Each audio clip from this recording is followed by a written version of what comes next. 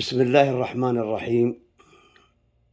في هذا اليوم الثلاثاء الموافق 11/6/1444 اتفقت مع بعض الأصدقاء للقيام بنزهة بحرية بغرض التنزه والصيد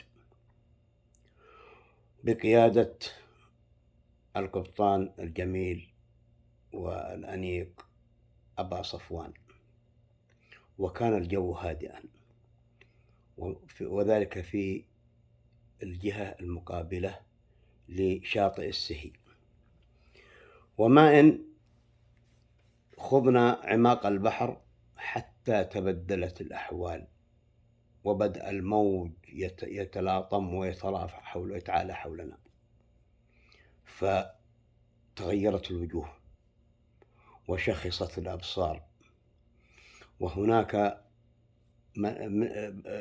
بعضنا وأكبرنا سنا كان يتظاهر بأن لا مبالاة ويتهمنا بالخوف، بالرغم إن قلبه يكاد أن يخرج من صدره.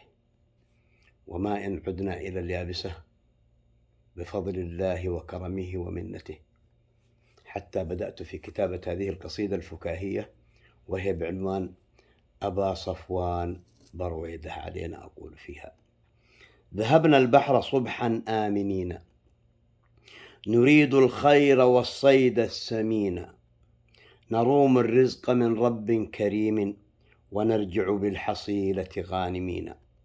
لقينا الموج يعلو في هياج، وينذر من دنا شرا مبينا، وفي الفلوك ننظر حول بعض، ونظهر أننا متماسكين. رأينا الخوف وسط البحر حقا، وأنجانا إله العالمين. بنا الأمواج تقذف ذات يسره، وأحيانا تعود بنا يمينا، ونتضاحك وسط مجوف رعده، ومن ذا الشغل صرنا مصفرين. ومنا من تماسك رغم عنه، يعيرنا بأننا خائفين، يبحجر عينه لرباط جأش، وصدره راجف مثل المكينة. قضينا الوقت في جزر ومد، وفي الأخشاب خوفا لازمين. بنا الأمعاء جاء لها غريرا، كذا الآذان صار بها طنينا. وصفق الماء يأتينا بعنف، ولم تسلم به أذنا وعينا. أبا صفوان برويدة علينا، أبا صفوان برويدة علينا. ترمنا مخوف قدنا طانبينا، ولا نلنا المراد وغصب عدنا. فلا سمكا قلينا ولا اشتوينا، وناهي إننا عدنا بخير، وشافونا بزوره قادعين. فتوبا إن دخلنا البحر يوما، ونبقى في الشواطئ آمنين. والسلام، مع تحيات أحمد المباركي، الثلاثاء الموافق 11/6/1444 هجرية. والسلام.